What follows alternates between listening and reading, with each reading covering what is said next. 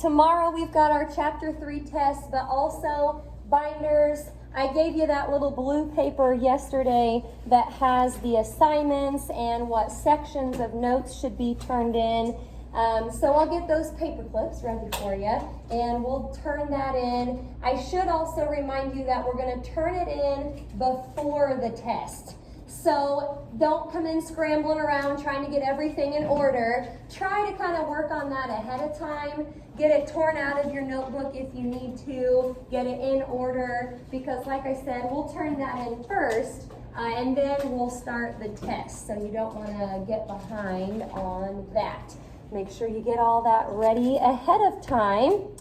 Okay, well, for the review today, I didn't really break it down by section, but I think I pretty much am going in order. So, you know, this is review. You can shorten these directions up if you want, but I would probably expect at least one problem on the test that asks you to graph. This is where we were graphing the exponential equations. All right, so directions should be just like this. You're gonna identify, well, first of all, you'll do it by making a table. I don't really have that up there, but that's how we did all of them. You'll make a table, sketch a graph, and don't forget to do the horizontal asymptote and tell if it's increasing or decreasing. These are the same directions that we had in our notes. This should probably be the 3-1 stuff that we did. Okie doke. I'm just going to do one of these. I don't think these were too bad. Now, it's important to bring a calculator tomorrow because you do type in quite a bit of stuff on problems like this. So, for number 1, we have y equals 5 to the negative x power. 5 to the negative x. Okay, again, the way that we sketch these is by first making a table of values, and we're going to use these same x values on all of them. -2, -1, 0, 1, and 2. Okie doke, and from here on out, it's kind of just a matter of plugging stuff in. If you have a graphing calculator, don't forget you can type that into the y equals, and then second graph will bring up the table, or you could use the trace button if you want to do it that way. I don't think these first few are too bad though. If you put a -2 up here for x, the two negatives make it a +2. So 5 squared is just going to give me 25. Alrighty, if I put a -1 up there, again the two negatives make a positive, so that's really 5 to the first, which is just 5. Okie doke, put in a 0, that's basically just 5 to the 0 power. Anything to the 0 power is 1. Now, if you want to type in the last couple just to get some decimals, that's fine. Or you can use our rule about negative powers. 5 to the negative first is like 1/5 to the positive first power, and that would turn into a 0.2. Okay, and then 5 to the negative second, that's like 1/5 to the positive second power, which should be a 0.04. Now, I mentioned this when we were doing these first thing in chapter 3. If you've got 1 or even 2 points, we only really have 1 here, but even if there was a couple that were really far up or really far down, you can probably leave those off the graph. I'm going to leave that one off, and I'll just focus on graphing those last 4. Okay, so I'll let you sketch your coordinate plane and catch up here so we can graph it. And one of the most common mistakes on these is probably just forgetting to do the HA and the increasing, decreasing part. So make sure that you get that. Okay, negative 1, 5 is up there. 0, 1. 1.2, just go a little bit above. And then I guess that last point there is even closer to the x-axis. Remember, wherever the points get really close together, that's where you're going to be approaching the HA. So, HA on this one, be sure that you put y equals in front of it. It is kind of like a horizontal line. That would be y equals 0. And increasing or decreasing, you just want to read it from the left to the right. This graph is going down from the left to the right. So we would say that is decreasing. Okie doke. Make a table, plug them in, graph them. Don't forget to do those last couple parts there. Any questions about that? Not too bad there. All right, by the way, this is a test tomorrow, so if you want to start your full one-sided cheat sheet right now, you can. It's a test, so it can be the whole thing. All right, now before we get into the next few problems, I'm going to put up here those forms for you. This would be good to have on your cheat sheet. You have logarithmic form, and I've got it for natural logs and common logs. ln of x equals y. Change that to be e to the y equals x. And then common logs, log base a of x equals y. In exponential form, that would say a to the y power equals x. The common log base can be a lot of different things, but the natural log base is always e. Okie doke. Well, those are going to be important. Now, I'm going to do just one problem here where we are rewriting something. I'm just going to do it where we have it in logarithmic form and we have to put it in exponential form. Although I think we had some problems going both ways back when we first did this lesson. Okie doke. Example 2 is down there. Log base 4 of 1/64 equals -3. Log base 4 of 1/64 equals -3. All you have to do is rewrite it. There's nothing to evaluate. I'm comparing it to this right here. So the 4 is a, the fraction is x, and the -3 is y. We're just going to say 4 to the -3rd equals 1/64.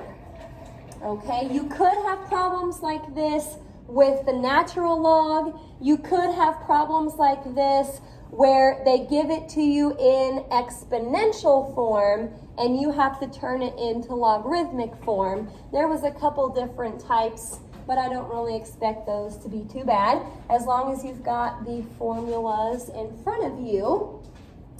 Okay, let's keep on rolling. Stop me if you have any questions. Next directions, it says evaluate without using a calculator.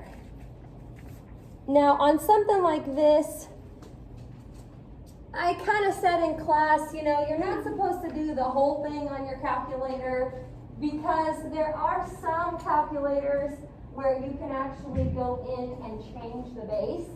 But, you know, as long as you kind of rewrite this in exponential form, I'm kind of giving away the first step here, but once you rewrite it, you can use your calculator to help you a little bit if you need to. Hopefully, we don't need to here.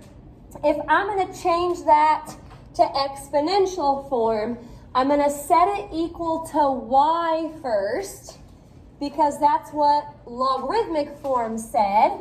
And changing that, it would say 4 to the y power equals 2. Now, let's think about this. What can you do to a 4 to turn it into a 2? Square root. And the square root was the same as what kind of power? 1/2. So there it is. Y equals 1/2. If the 2 had been the base and the 4 was over on the other side, your answer would be 2. But because the base was bigger here, it had to be a fraction, some kind of radical. Okie doke. I think I've got another one. This is a pretty good one to think about. It says log base 4 of 48 minus log base 4 of 3. Log base 4 of 48 minus log base 4 of 3. If I'm going to turn that into exponential form and kind of do it the same way I did number 3, I don't like that there's 2 logs up there. Any ideas what we could do to fix that? Yeah, very good. There's a minus in between. So we could use the quotient property to rewrite this. So when I do that, it'll turn into log base 4 of 48. Remember, the first part has to go on top, divided by 3. Now keep going with this. You could divide that out. 48 divided by 3 is 16. So now I'm going to set that equal to y and then turn it into exponential form and solve. Okay, that would be 4 to the y equals 16. What power do we take 4 to get a 16? 2. So the last part there really wasn't too bad, but that was a pretty good one, trying to put some of our properties together with these exponential problems. Very good. Any questions so far? All right. Well, I think I'm changing the directions here for the next one. If you want to kind of shorten that up, you can just say something about use the properties to expand. The main key word there is expand. That's what we're going to try to do on this next one. And then after this, we'll try to use the properties to condense. Okay, but again, a shortened version, just use the properties to expand. Quotient property, we already talked about. It uses a minus. Product property is a plus. Power property, that just means that you can take the power and pull it out front. Okay, now I tried to pick some today that have quite a bit going on. Some that'll be good review for us. Number 5, we've got the natural log of x cubed y squared all over the square root of z minus 2. One thing I'll probably want to do early on is change that square root to be a 1/2 power. Anytime you have a radical, it's a good idea to change it to be a power, because then here in a little bit we can do the power property. Now I probably don't want to do the power property until like the very end, there's a lot more going on up here than just that. If you look on top, x cubed and y squared are being multiplied. So we're going to start this with the product property. Take natural log of x cubed plus, you have to put ln with each part, natural log of y squared. And then, since that is all being divided, we're going to put minus natural log of, I went ahead and changed it to that 1/2 power, z minus 2 to the 1/2. All right. Now, I guess actually the power property is the last thing that we need to do. Let's make it 3 natural log of x plus 2 natural log of y minus 1/2 natural log of z minus 2. You can't do anything else with this part in the back. Okay, and something else I need to make sure you know about this, you have to have parentheses around the z minus 2. You can't break that apart. You can't try and kind of distribute the ln. That just has to stay the way it is. So there we have it. Product, quotient, and power property on that one. Okay. So for number 5, we were expanding. Let's try, the directions are a little shorter on this one. Let's try a problem where we're just trying to condense. And it says condense to a single logarithm. That's pretty important, a single logarithm. So your ln or your common log, whatever it is, it can only be written one time in your answer. It has to be a single logarithm. All right, I'll give you some time to copy that down. Got a lot going on up there. We have a 1/3 times the quantity. There's brackets around this. We've got ln of x plus 3 ln of x minus 1. Close the brackets. And then minus 2 ln of x plus 3. All right. Well, there's different ways that you could do this. What I kind of like to do, anytime there's a number in front of a quantity like that, I like to just distribute the number. So 1/3 times natural log of x, you're going to have to just kind of put the 1/3 right in front of that for the time being. Okay, and if you go ahead and distribute it to the second part, good things happen right here. 1/3 times 3 is just 1. So that's just 1 natural log of x minus 1.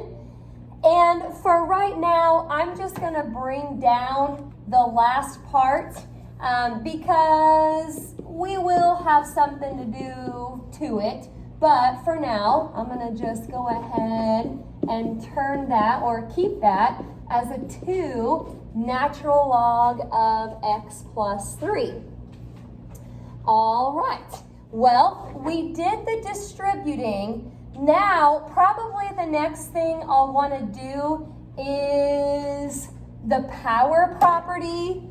When you are expanding, I usually, if I can, I like to save the power property for the very last step. If we're condensing, we usually do it pretty early. So this would be natural log of x to the 1/3 plus, I can't really do anything with that right now, natural log of x minus 1 minus natural log of x plus 3, the whole thing squared. So we want to make sure in our answer we only have ln one time. That's important because that's what the directions said. It has to be a single logarithm. So I've got ln here. Now the first two things up here have a plus in the middle. So x to the 1/3 is going to get multiplied by x minus 1. I'm using the product property right there. But then after that, I see the minus. So the last thing that you're taking the log of, the x plus 3 squared, you'll probably want to just put that part on the bottom since it was the quotient property. And that's it. You've taken care of your powers. You had a product and a quotient to worry about. And there it is. Okie doke. Hey, if there had been two minus signs up there, then the x minus 1 and the x plus 3 squared would both be on bottom. If there was a minus right before ln of x minus 1 and another minus back there, it just means this part gets divided by both. Okie doke. Any questions about the properties? Good review. All right. Well, I think I've got two more examples here, and I didn't put what to round to. We're going to probably keep it to 3 places again, but I'm going to try to do one exponential equation and one logarithmic equation. If there was going to be an area that I would really study for tomorrow, it would probably be right here, because the equations on the test will be kind of mixed in. Some of them will be exponential, some of them will be logarithmic. So you may, somewhere on your cheat sheet, you may want to put those steps down, probably with, this is 3-4 stuff right here. So 3-4 part 1 in your notes has the steps for the exponential equations, which I think is what we have right here.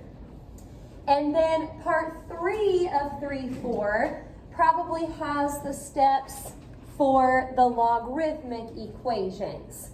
I know this is exponential because the variable is in the exponent. Okay, we're just doing a couple here, but I would probably put even more examples on my cheat sheet for this part because there's a lot of different equations. Okay, if you have those steps in front of you, step 1 for the exponential equations said get the exponential part by itself. Anybody know what we need to do first up here? Add 12, yes. So we did have a worksheet over this. If I haven't gotten it back to you yet, I'll get it back to you today so you can see how you did on that. But you do need to add 12. Then we need to divide by 5. Okie doke. 92 divided by 5 is 18.4. Now I have the exponential part by itself. This next step is the one that we always kind of forget. What do we do now? Carson? Yeah, we're going to need to take the log of both sides first. But you're right. Once we do that, we can use the power property to pull the power out front. But we've got to do the log part because the power property only applies to logarithms. So I just write, and we're doing common log here because the base is not e. It's 3, not e. So log on the left, log on the right. Now you can pull that out front. And I think we had something like this in our notes probably, maybe even in our homework. You really need to keep parentheses around the 4 plus x. So next thing I would do is divide by log of 3. Now when I type this in, here I go again, preaching about parentheses. I'm typing in log of 18.4 end parentheses divided by log of 3. So you don't have to worry about the parentheses too much on the 3, but that number I'm keeping on my calculator screen because I still have to subtract 4. So finally, to 3 places, it would be a negative 1.349.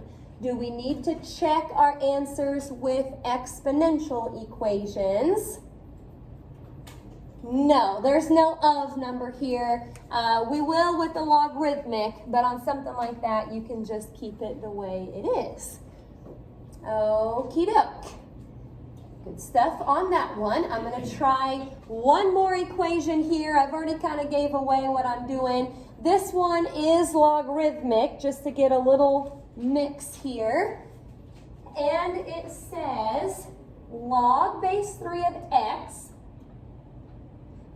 plus log base 3 of x plus 8 equals 2. Okay, any ideas where we should start on this one? It's a logarithmic equation. Step 1 is to get the logarithmic part by itself, but we have 2 of them.